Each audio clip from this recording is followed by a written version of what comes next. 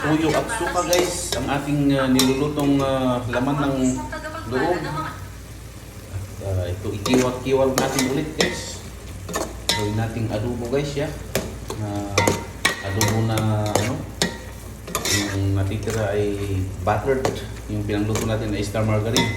Kala ko ano yun, ano yun? Cheese. Hindi po lang cheese yun, star margarine pala. Yawa. Yan. Kiwat-kiwat natin guys. Tikman muna natin kung anong kalalabasan.